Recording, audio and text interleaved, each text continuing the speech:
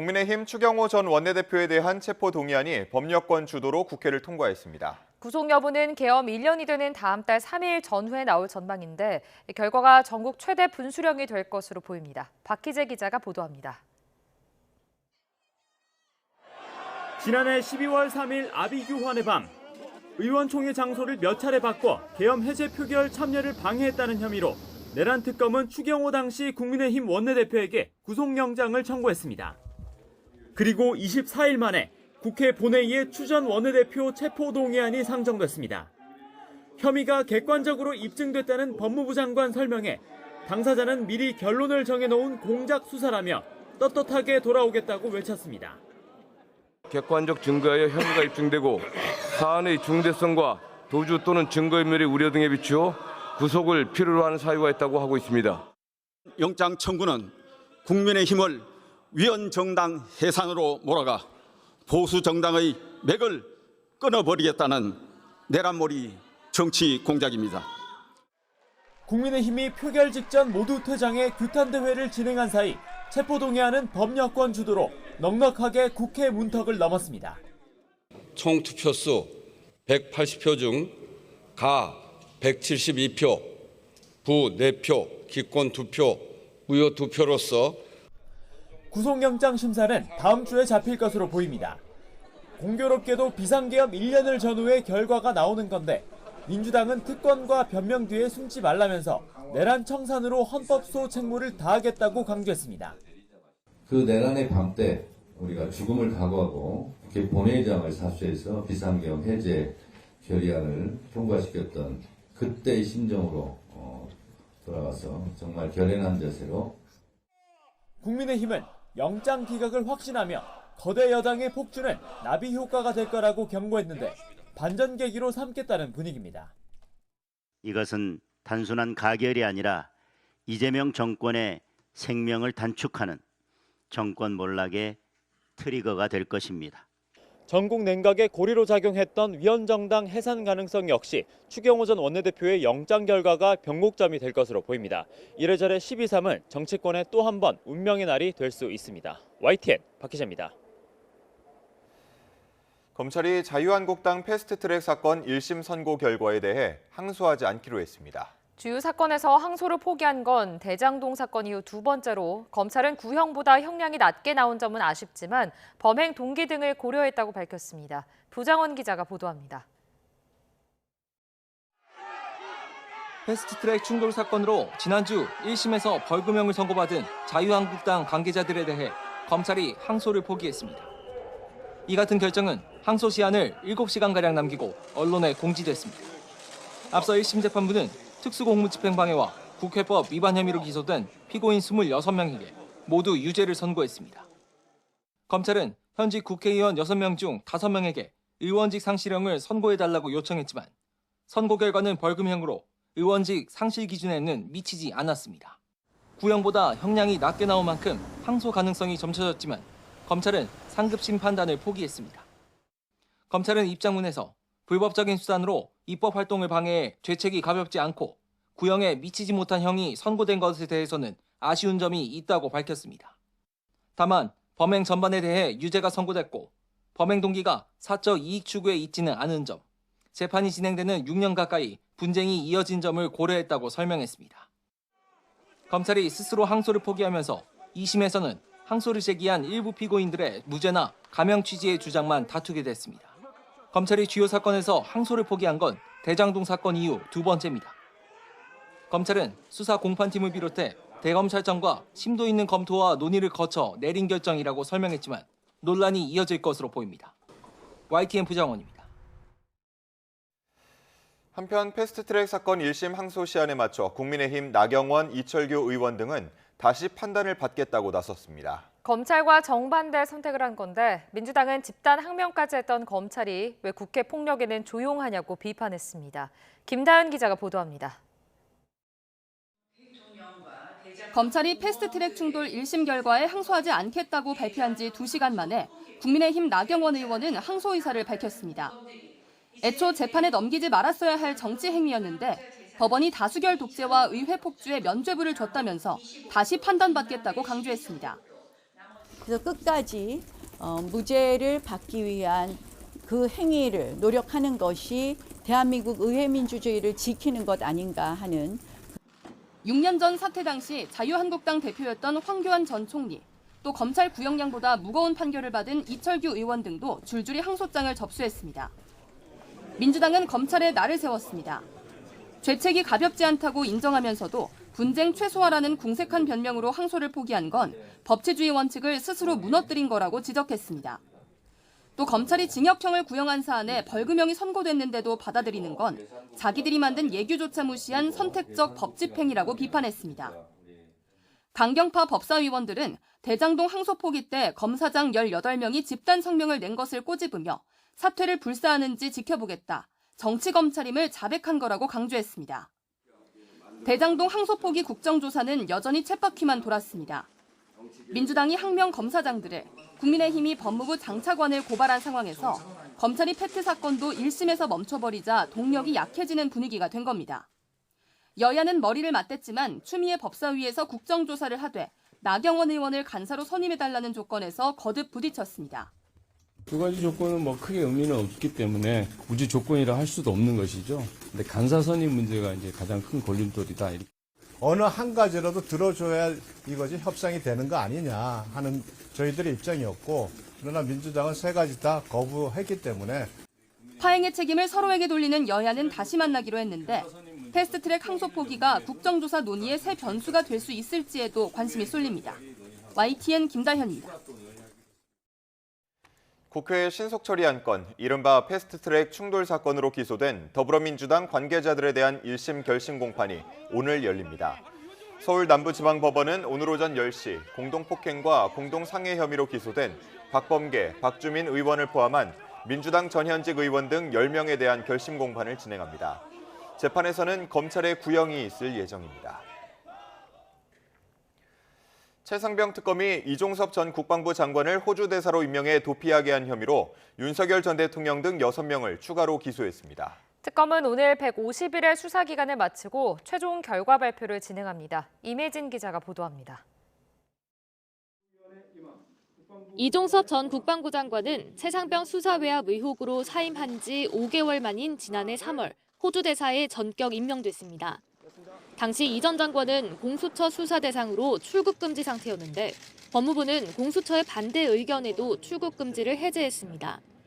며칠 뒤 이 전 장관은 호주로 출국했지만 여론이 나빠지자 다시 귀국했고 결국 대사직에서도 물러났습니다. 이미 수차례에 걸쳐서 그러한 의혹들이 사실이 아니라는 점은 분명하게 말씀드렸기 때문에 여러 가지 의혹들에 대해서 오늘은 다시 중보해서 말씀드리지 않겠습니다. 특검은 이 과정을 범인 도피라고 보고 윤 전 대통령을 추가로 기소했습니다.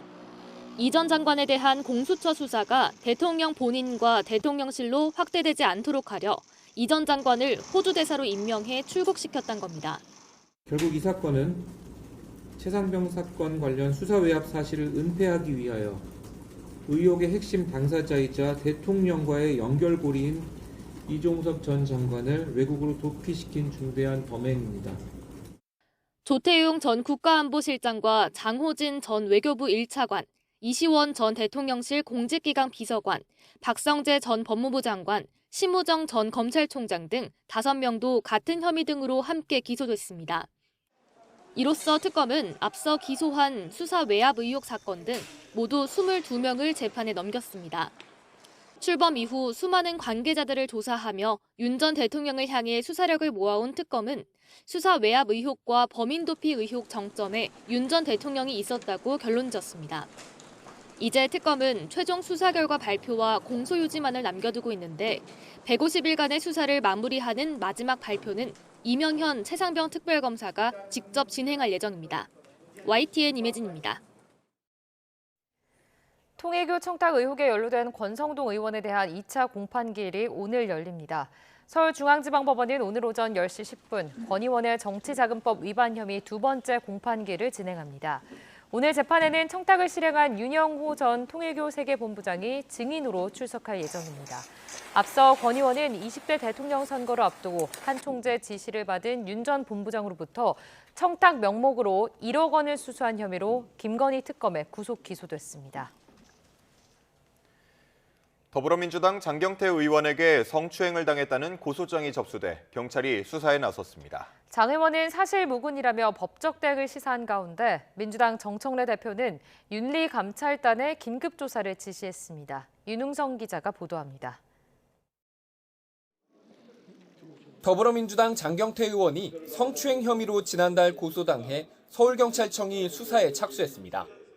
고소인은 지난해 말 모임에서 장 의원에게 추행을 당했다고 주장하는 것으로 파악됐습니다. 한 매체의 보도로 이 사실이 알려지자 장 의원은 잠깐 술자리에 동석했을 뿐 추행은 없었다. 음해다. 강력히 반발했습니다. 허위 무고에 대해 법적 조치도 시사했습니다. 제가 아는 건 없고요. 강력하게 대응할 겁니다. 네, 전혀 사실 무근이고요. 민주당 정청래 대표는 하지만 당 윤리감찰단에 성추행 의혹 보도에 대해 진상조사를 긴급 지시했습니다. 서울 동대문을을 지역구로 둔 재선 장 의원은 정청래 대표의 최측근으로 꼽힙니다. 특히 정 대표의 간판 공약, 1인 1표제로 대표되는 당원 주권 정당 특위 위원장을 맡는 등 핵심 실세입니다.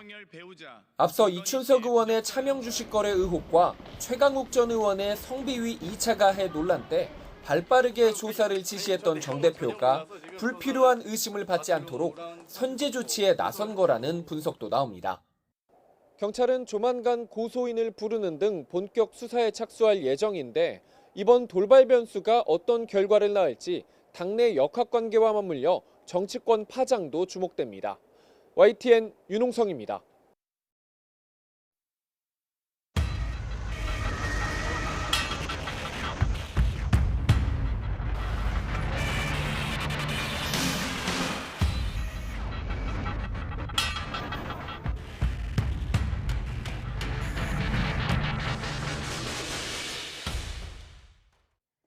수백 명의 사상자를 낸 홍콩 고층 아파트 화재가 만 하루를 넘겨 거의 진화됐습니다. 현장에는 일부 잔불이 남아있는 가운데 밤새 수색 작업이 계속됐습니다. 홍콩 시민들은 밤늦게까지 참사 현장을 떠나지 못한 채 슬픔을 나누며 서로를 위로했습니다. 홍콩에서 강정규 특파원이 현장을 취재했습니다. 잿빛으로 변한 32층 아파트 꼭대기에서 하얀 연기가 모락모락 피어오릅니다. 홍콩 당국은 27시간 만에 진화를 마쳤다고 밝혔지만 창문 곳곳엔 여전히 불길이 일렁입니다. 화재 현장에는 아직도 매캐한 냄새가 코를 찌릅니다. 분진 탓인지 눈도 따갑게 느껴집니다. 홍콩의 소방차가 총 출동한 듯 아파트 단지 주변을 에워쌌습니다. 한밤중에도 사다리차를 올리고 소방 호스로 물을 뿌립니다. 칠흑 같은 어둠 속에 전등빛이 어른거리는 모습, 층층이 수색 작업을 벌이는 거로 짐작됩니다. 참사 현장을 찾아온 홍콩 시민들은 쉽사리 발길을 돌리지 못합니다. 但是火场里面的人就是也很绝望，就是他们逃不了出去，我们也不可以改变什么情况，所以就是很伤心，就是很无助的样子。对。 여기저기서 모여든 자원봉사자들이 곳곳에서 물과 마스크 등을 나눠주기도 합니다. We're a family. We live here, we born here, so we need to support each other anytime, anywhere. 2019년 홍콩 시위 이후 외신들의 취재 경쟁도 밤늦도록 이어졌습니다. 1997년 중국 반환 뒤 최악의 참사를 계기로 다시 모인 시민들은 슬픔을 나누며 서로를 위로했습니다. 홍콩에서 YTN 강정규입니다. 참사 현장에서 수색 작업이 본격화하면서 사망자 수는 최소 83명으로 늘어났습니다. 홍콩 전역에서 애도 분위기가 이어지는 가운데 77년 만에 최악의 피해를 낸 이번 참사로 중국이 시험대에 올랐다는 분석도 나오고 있습니다. 보도에 유투건 기자입니다. 그동안 접근하지 못했던 고층부를 중심으로 수색 작업이 본격화하면서 사망자 수는 시시각각 늘고 있습니다. 실종자가 수백 명에 이르고 부상자도 많아 희생자는 더 늘어날 가능성이 큽니다. 소방당국은 어제 새벽 아파트 주민 279명이 행방불명이라고 밝혔지만 이후엔 실종자와 관련된 정보를 공개하지 않고 있습니다. 지금까지 피해만 따져도 176명이 숨진 1948년 창고 화재 이후 77년 만에 최악의 참사입니다. 홍콩 정부는 이번에 보수공사를 맡았던 업체 임원을 체포하는 등 수사에 속도를 내는 동시에 뒤늦게 주요 공사 현장에 대한 전수조사에 착수했습니다. 불쏘시개가 됐던 대나무 비계나 스티로폼 설치 현황이 주요 점검 대상입니다. 政府亦都已經係即時進行分批巡查全港正係進行外牆大維修而有搭建棚架保護網嘅樓宇。 홍콩 전역이 침통한 분위기에 빠지면서 주요 스포츠와 문화 행사도 잇따라 연기되고 있습니다. 다음 달 7일 치러질 의회 선거의 유세 활동도 전면 중단된 가운데 당국은 선거 연기도 검토하고 있습니다. 피해자를 지원하기 위한 기부 행렬에 중국 본토의 거대 기업들도 동참하고 나섰습니다. 알리바바의 창업자 마이네 재단이 113억 원을, 중국 1위의 스포츠 의류 기업이 56억 원을 내놨습니다. 로이터 통신은 중국의 홍콩 장악력이 시험대에 올랐다고 지적했습니다. 심각한 주택난으로 주민의 불만이 누적된 가운데 이번 참사가 중국 당국에 대한 분노를 키울 수 있다고 분석했습니다. YTN 유토원입니다. 이번엔 주요 사건 사고 소식 살펴보겠습니다. 지난 14일 새벽 대전 유성구의 한 도로에서 60대 대리운전 기사가 차량에 매달린 채 1.5km가량 끌려가는 일이 있었습니다. 대리운전 기사는 병원으로 옮겨졌지만 숨졌는데요. 해당 차량을 운전한 30대 피의자는 구속 상태로 검찰에 넘겨졌습니다. 오승훈 기자입니다.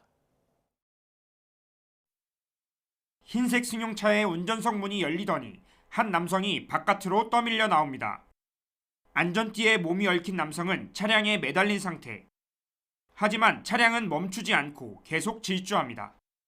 차를 운전한 남성은 30대 남성 A씨. 피의자 A씨는 이곳에서 대리운전 기사를 운전석 밖으로 밀쳐낸 뒤 차에 매단 상태로 1.5km가량을 그대로 주행했습니다. 빠른 속도로 내달린 차량은 세 차례에 걸쳐 도로 난간 등을 들이맞고 난 이후에야 멈췄습니다. 의식을 잃은 상태로 발견된 60대 대리운전 기사 B씨는 뇌손상과 함께 갈비뼈가 부러져 병원으로 옮겨졌지만 숨졌습니다. 현행범으로 체포된 A씨는 혈중 알코올 농도가 면허 취소 수준이었던 것으로 확인됐습니다. 경찰 조사 결과 A씨는 직장 동료들과 술을 마시고 충북 청주에 있는 숙소로 이동하던 중 대리기사와 실랑이를 벌인 뒤 범행한 것으로 확인됐습니다. 2차 술자리까지만 기억이 나고 나머지는 기억이 안 난다고 했지만 그 차량 블랙박스하고 방범용 CCTV 자료를 보니까 내가 운전한 것이 맞다고 이렇게 진술했습니다. 한순간에 가장을 잃은 유족들은 억울한 마음을 호소하며 엄벌을 촉구했습니다. 듣는 순간 피가 거꾸로 솟는 것 같더라고요. 너무 화가 났고 또 아빠가 얼마나 그게 고통스러웠을까 이런 생각도. 경찰은 살인과 음주운전, 운전자 폭행 등 혐의를 적용해 A씨를 구속 상태로 검찰에 넘겼습니다. YTN 오승훈입니다. 경기 포천시에서 16개월 여자아이를 학대해 숨지게 한 혐의를 받는 친모와 계부가 구속됐습니다. 사망 당시 아이 몸에서는 출혈과 골절이 다수 확인됐습니다. 이현정 기자가 보도합니다. 16개월 여자아이를 학대 끝에 숨지게 한 혐의를 받는 20대 친모와 30대 계부가 구속됐습니다.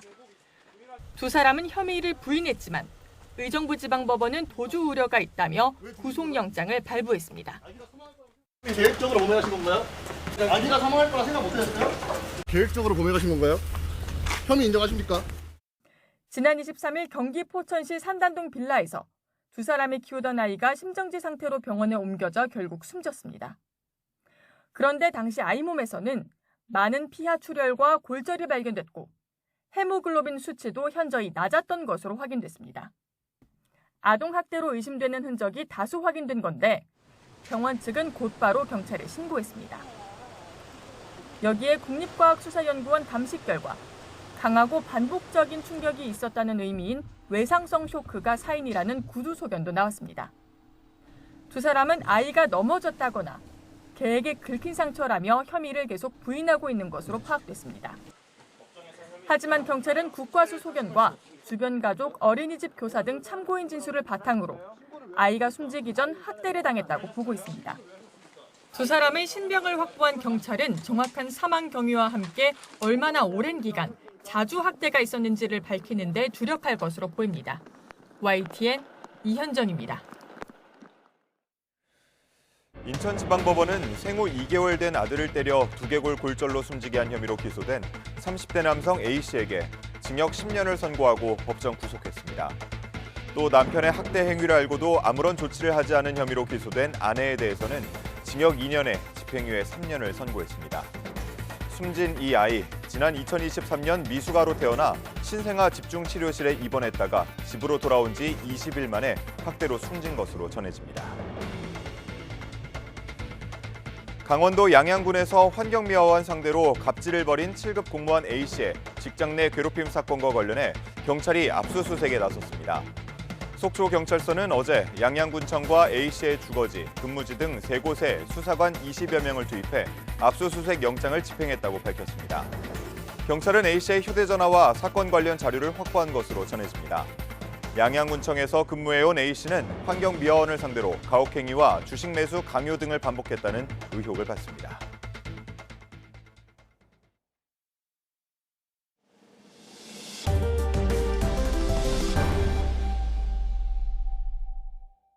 서학개미 행렬을 환율을 올리는 주요 원인으로 보거나 불이익 가능성을 언급한 외환 당국자들의 발언이 잇따라 논란이 되고 있습니다.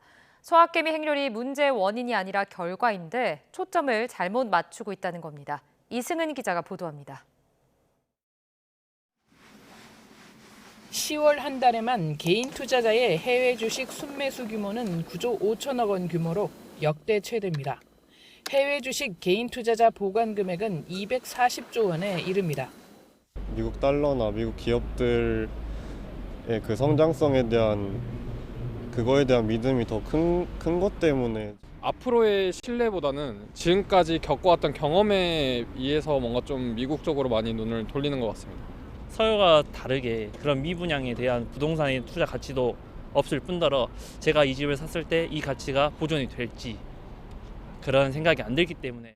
이런 가운데 구윤철 부총리는 환율 관련 브리핑에서 서학개미에 대한 과세 강화 여부를 묻자 현재로선 검토하고 있지 않지만 상황이 된다면 얼마든지 검토할 수 있다고 말했습니다. 현재 해외 주식은 연간 양도 차익이 250만 원을 초과할 경우 초과 수익에 대해 22% 세금이 부과됩니다. 서학개미들이 반발하자 기재부는 해외 주식 양도소득세 추가 과세를 검토한 적 없다는 설명 자료를 냈습니다.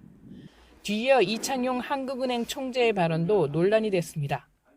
제가 젊은 분들이 하도 해외 투자를 많이 해서 왜 이렇게 해외 투자를 많이 하냐고 물어봤더니 정말 깜짝 놀랐어요. 답이 쿨하잖아요. 이렇게 딱 나오더라고요. 이 총재는 환율이 1,500원을 넘는다면 단지 내국인들의 해외 주식 투자가 많기 때문이라고 말했습니다. 환율 상승의 근본 원인은 우리 경제 기초체력 하락인데 당국자가 본질적인 문제를 놔두고 개인의 투자 행태를 문제 삼는 것 아니냐는 반발이 나옵니다. 올해 우리나라 경제 성장률 전망치는 1%, 미국은 1.6%입니다. 또 앞으로 매년 최대 200억 달러 규모 대미 투자가 이뤄지게 됩니다. 한국에 투자하기 좋은 환경을 조성해 주는 게 무엇보다 제일 중요한데 미국과 비슷한 수준으로 법인세율을 맞춰주는 거, 노동시장의 유연성을 강화해 주는 정책, 산업 간의 장벽을 허물어가지고 뭔가 투자를 유인해 주는 거, R&D에 대해서 지원을 해주는 것. 개인의 초점을 맞추기보다는 환율 변동폭을 줄이고 기업하기 좋은 환경을 만드는 것이 숙제입니다.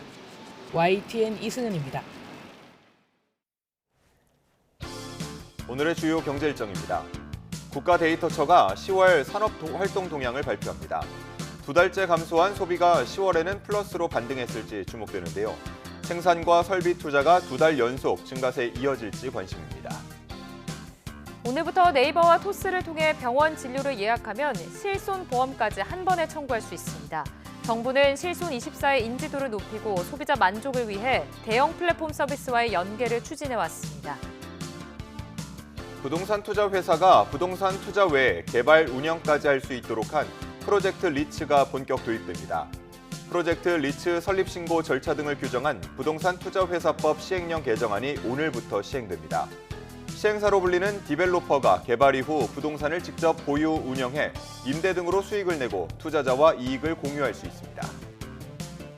국토교통부가 보험개발원과 무보험 자동차 근저를 위한 의무보험 가입관리 전산망 고도화 시스템 구축을 완료하고 오늘부터 본격 운영에 들어갑니다.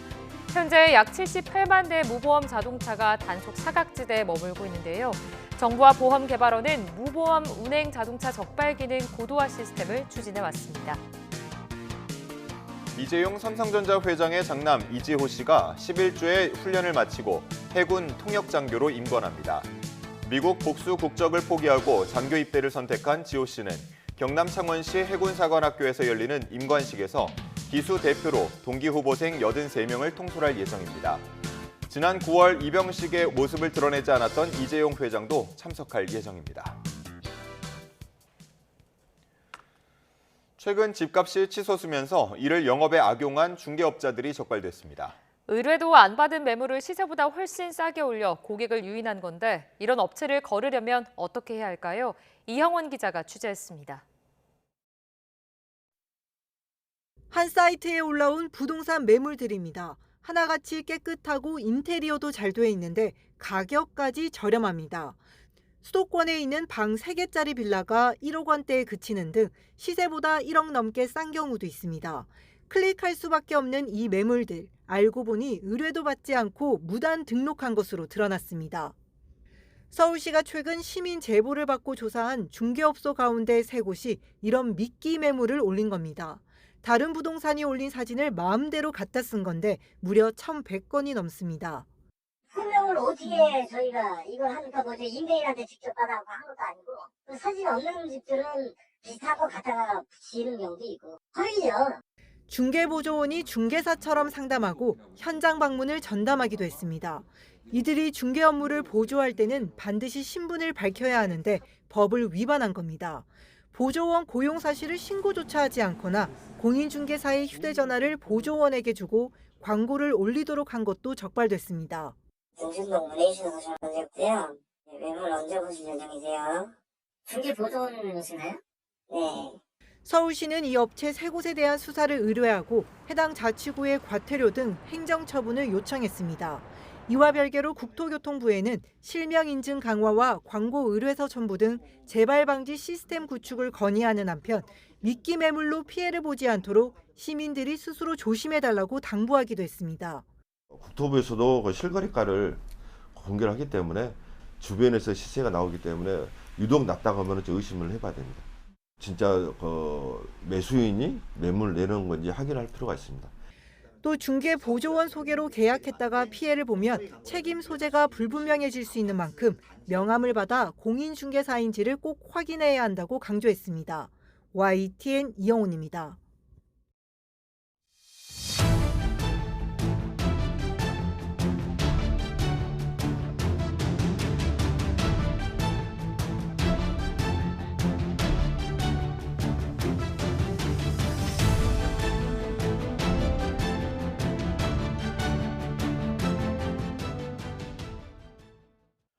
미국 최대 명절인 추수감사절 직전 백악관 근처에서 일어난 총격 사건으로 파장이 일고 있는 가운데 미국 사법당국이 전방위 수사를 벌이고 있습니다.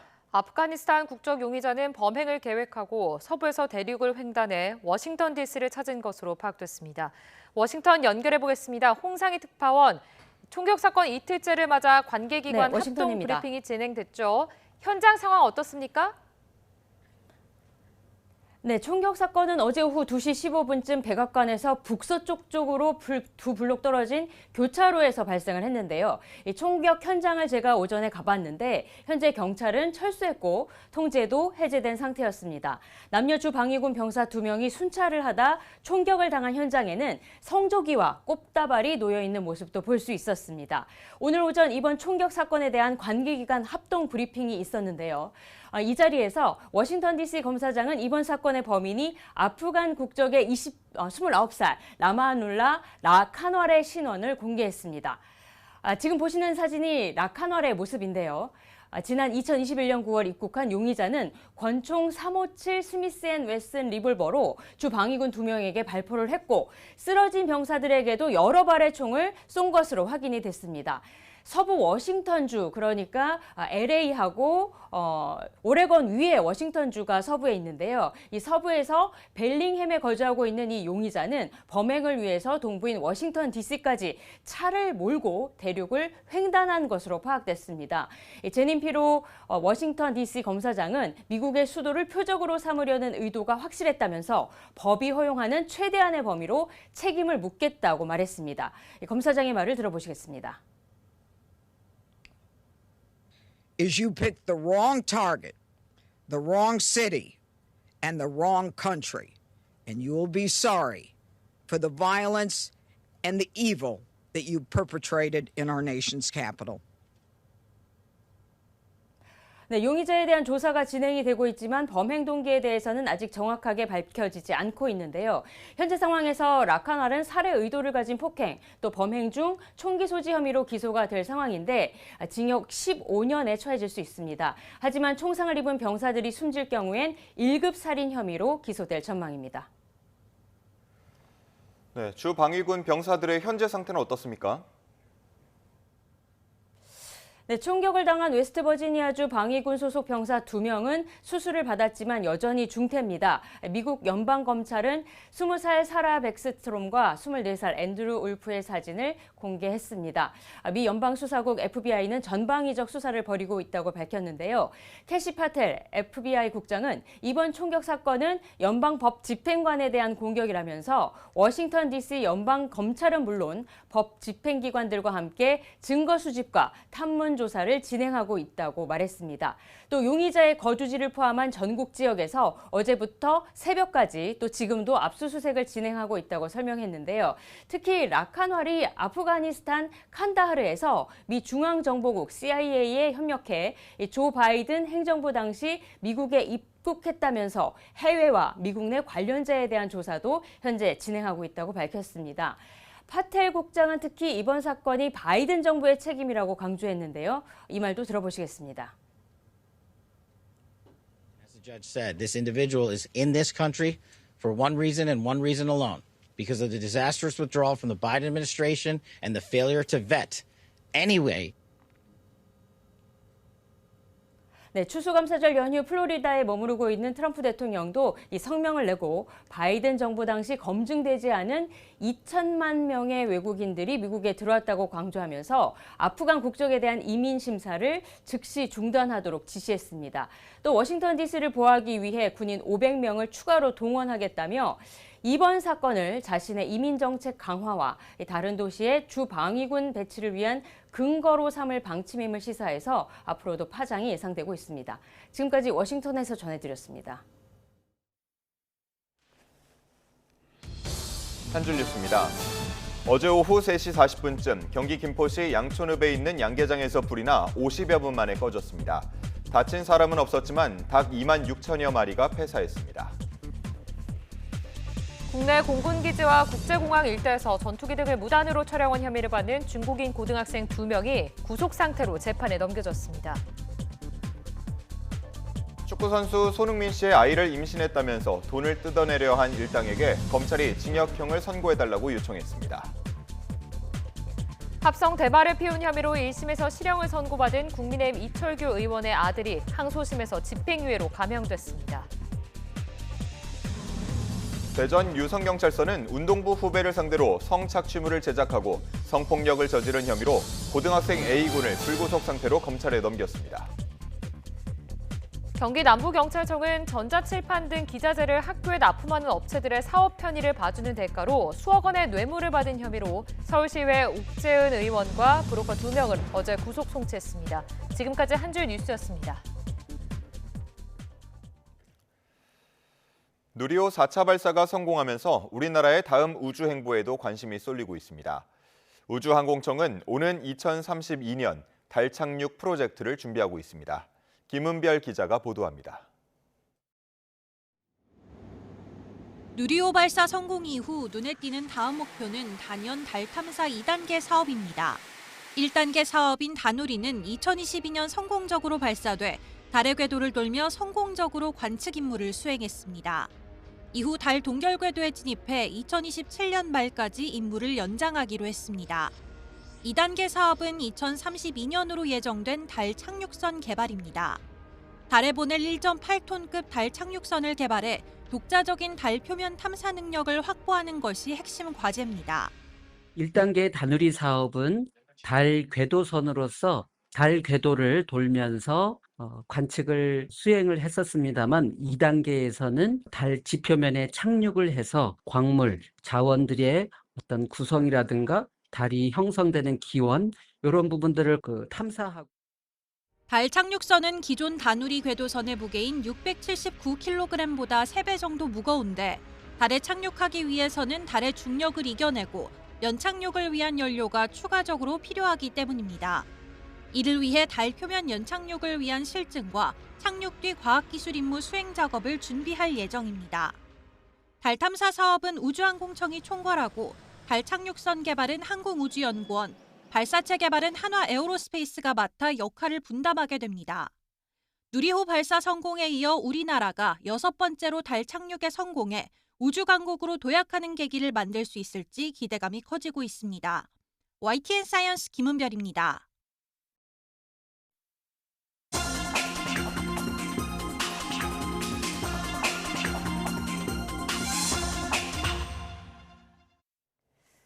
오늘의 글로벌 픽입니다. 도널드 트럼프 대통령이 다카이치 사나이 일본 총리에게 타이완 문제로 중국을 자극하지 말라고 말했다는 미국 언론의 보도가 나왔습니다. 일본 정부는 관련 보도 내용은 사실이 아니라며 부인하고 나섰지만 트럼프 대통령의 애매한 자세에 일본 정부의 불안은 여전해 보입니다. 도쿄에서 김세우 특파원이 전해드립니다. 시진핑 국가주석에 이어 다카이치 총리와 전화 통화를 한 트럼프 대통령. 다카이치 총리는 통화에서 트럼프 대통령이 최근의 미중 관계를 설명했다면서도 자신의 타이완 유사시 개입 시사 발언과 관련해서는 별다른 언급을 하지 않았습니다. 하지만 트럼프 대통령은 다카이치 총리에게 타이완 문제로 중국을 자극하지 말라는 입장을 전한 것으로 전해졌습니다. 미 일간지 월스트리트 저널은 미일 정부 관계자를 인용해 타이완 관련 발언의 강도를 낮출 필요가 있다고 말했다고 보도했습니다. 그러면서 트럼프 대통령이 다카이치 총리에게 발언 철회를 압박한 것은 아니라면서도 일본 정부 관계자들은 매우 우려하고 있다고 전했습니다. 오전까지만 해도 관련 보도에 대해 언급을 피하던 일본 정부는 오후에 입장을 바꾸어 기사 내용이 사실이 아니라며 부인하고 나섰습니다. トランプ大統領から台湾の主権に関する問題で中国政府を挑発しないよう助言との記述がありますが、そのような事実はない点は明確にしておきます。 오후에 갑자기 입장을 바꿔 보도 내용을 부정한 이유를 묻자 정부에 많은 문의가 있어 기사가 사실이 아니라는 점을 명확히 할 필요가 있기 때문이라고 해명했습니다. 앞서 트럼프 대통령은 다카이치 총리에게 오사카 주재 중국 총영사가 극언을 하자 중국보다 동맹국이 미국을 더 이용한다며 오히려 중국을 두둔하는 모습을 보인 바 있습니다. 일본 정부가 트럼프 대통령의 중국 자극 자제 발언과 관련한 기사 내용을 부인하고 나섰지만 중일 관계를 둘러싼 트럼프 대통령의 애매한 입장에 대한 불안감은 이어질 것으로 보입니다. 도쿄에서 YTN 김세호입니다. 최근 인도네시아 수마트라섬 북부 지역에서 폭우에 따른 홍수와 산사태로 23명이 숨지고 20여 명이 실종됐습니다. 가장 피해가 심각한 북수마트라주 시불가시에선 8명이 숨지고 21명이 실종됐는데요. 인근 중부 타마눌리군에선 산사태로 일가족 4명이 숨지고 주택과 건물 2,000채가 물에 잠겨 이재민 1,900여 명이 긴급 대피소로 피했습니다. 8명이 숨지고 2,800명 넘게 대피한 남부 타마눌리군에서는 구조대가 수천 톤의 진흙과 잔해 속에서 매몰된 3명을 수색하고 있습니다. 지난 5월 즉위 이후 처음으로 해외 순방에 나선 교황 레오 14세가 첫 기착지인 튀르키예에 도착했습니다. 레오 14세는 현지 시각 27일 오후 튀르키예 수도 앙카라에 도착해 레제프 타이프 에르도안 튀르키예 대통령과 약 30분간 회담했습니다. 교황은 환영 행사에서 국제사회 갈등이 고조되고 있다며 그 어느 때보다 확고한 의지와 인내심 있는 결의로 대화를 촉진하고 실천할 사람들이 필요하다고 강조했습니다. 지금까지 글로벌 픽이었습니다. 지난해 우리나라 국민이 건강보험과 의료급여로 가장 많이 받은 수술은 백내장 수술이었습니다. 매년 수술 건수 1위를 기록 중인 백내장 수술은 지난해 66만 4,306건으로 4.1% 증가했으며 2위는 일반 척추 수술로 전년 대비 2.3% 줄었습니다.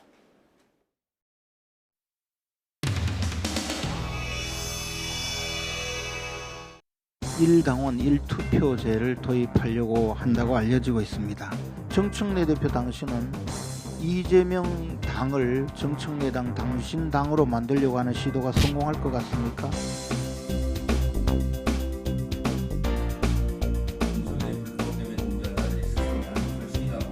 당대표 최고위원 선출 시 대의원과 권리당원 1인 1표제 도입에 대한 논란이 커지고 있습니다. 충분한 수기 과정 없이 단 며칠 만에 밀어붙이기 식으로 폐지하는 게 맞느냐 하는 문제 제기입니다. 대통령 순방 중에 이렇게 이의가 많은 안건을 밀어붙이느냐, 당원들을 분열시킬 필요가 있느냐라는 1인 1표제 도입 등과 관련해서 당원들과 일부의 우려가 있기 때문에 조금 더 논의를 하기 위해서 중앙위원회 소집을 당초 11월 28일에서 12월 5일로 일주일 연기하는 안에 대해서 현재 수정 동의가 지금 돼 있는 상태이고 1인 1표 제도는 당원 주권 정당의 핵심 중의 핵심 내용입니다. 저는 지난 전당대회 때 1인 1표제를 공약했습니다. 공약을 했으면 공약을 이행해야 할 의무가 저한테 있는 겁니다. 선택을 한 것입니다. 당원들은 1인 1표제로 가라고. 적어도 의원님들 중에서는, 국회의원 중에서는 1인 1표제에서 반대한다. 이렇게 저한테 말하는 의원은 단 한 명도 없습니다. 단 한 명도 없습니다. 분명히 말씀드립니다. 1인 1표제는 민주당이 나아가야 될 방향입니다. 저 또한 1인 1표제의 취지와 방법에 적극 찬성을 해왔고 우리 당이 추구해왔던 오랫동안 염원이 당원 주권 시대입니다. 저는 적극적으로 찬성하고 추진해왔습니다. 당원 당규 개정안 의결 수요 가처분 16%의 득표율을 당원 전체 뜻이라 왜곡했습니다. 83%가 넘는 압도적 다수의 당원들이 외면하고 불참한 투표입니다. 국민과 당원을 우롱하는 파렴치한 선동입니다.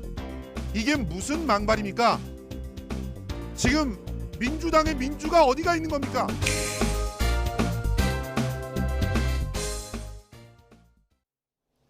오늘은 반짝 영하권 추위가 찾아왔습니다. 북쪽에서 찬 공기가 유입되면서 현재 서울 기온은 영하 0.5도로 어제보다 5도가량 낮게 출발하고 있는데요. 여기에 바람도 강하게 불면서 체감 온도는 이보다 더 낮겠습니다.